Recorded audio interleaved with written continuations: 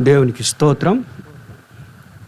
పరిశుద్ధ గ్రంథంలో బాలుడగు సమూయేలు గురించి కొద్ది నిమిషాలు మనం ధ్యానం చేద్దాము. బాలుడగు సమూయేలు దేవుని దయందును మనుషుల దయందును వర్ధిల్లుచుండెను. ఇక్కడ మనము వర్ధిల్లాలంటే మొదట దేవుని దయ, రెండవది మనుషుల దయ. బాలుడగు సమూయేలు దేవుని దయందును మనుషుల దయందును వర్ధిల్లెను. కారణం ఏంటంటే దేవుడు తోడుగా ఉంటే వర్ధిల్లుతామండి. నువ్వు వర్ధిల్లాలంటే మొదట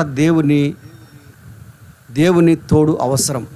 సమూయేలుకు దేవుడు తోడుగా ఉన్నాడు. అందువలనే సమూయేలు ఒక గొప్ప ప్రవక్తగా మార్చబడ్డాడు. సమూయేలు దాన్ మొదలుకొని బెర్షెబా వరకు గొప్ప ప్రవక్తగా స్థిరపరచబడ్డాడు. కారణం ఏంటంటే సమూయేలు దేవుని సన్నిధిలో బహుబలంగా ఎదిగాడు. దేవునికి నమ్మకంగా సమూయేలు జీవించాడు. దేవుడు ఎప్పుడైతే సమూయేలును ఆశీర్వదించాడో సమూయేలు జీవితమే మార్చబడింది. సమూయేలు ద్వారా రాజులను అభిషేకించినాడు. సమూయేలు సౌలు జీవితములో జరిగినది, జరుగుచున్నది, జరగబోచున్నది సమూయేలు దేవుని ఆత్మ ద్వారా సౌలుకు తెలియజేశాడు.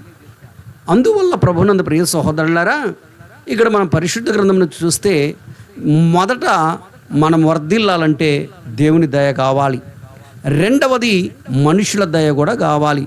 ఈ లోకములో మనం జీవిస్తున్నాం కనుక మనుషుల దయ కూడా అవసరం.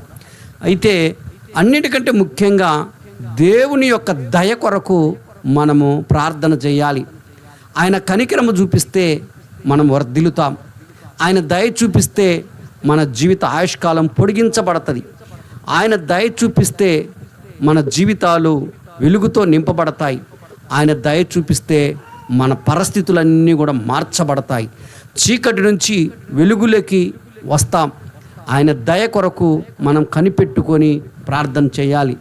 దేవుని దయందును సమూయేలు వర్ధిల్లాడు. నీవు నేను దేవుని దయలో వర్ధిల్లాలి. దేవుని దయ మనకు తోడుగా ఉన్నప్పుడు మనము ఖచ్చితంగా వర్ధిల్లుతాం.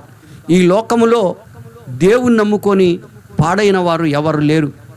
కానీ ప్రభువునందు ప్రియ సహోదరులారా, దేవుని నమ్ముకొని పాడైన వారు ఎవరు లేరు. కానీ ఈ లోకములో రాజులు నమ్ముకొని లేదంటే మనుషులు నమ్ముకొని పాడైపోయిన వారు ఉన్నారు. అయితే దేవుని నమ్ముకున్నవారు దేవుడు చేయి విడవడు. అందుకనే దేవుని దయ మనము సంపాదించుకోవాలి. దేవుని దయ సంపాదించుకోవాలంటే దేవుని యొద్ద మనము మొరపెట్టాలి.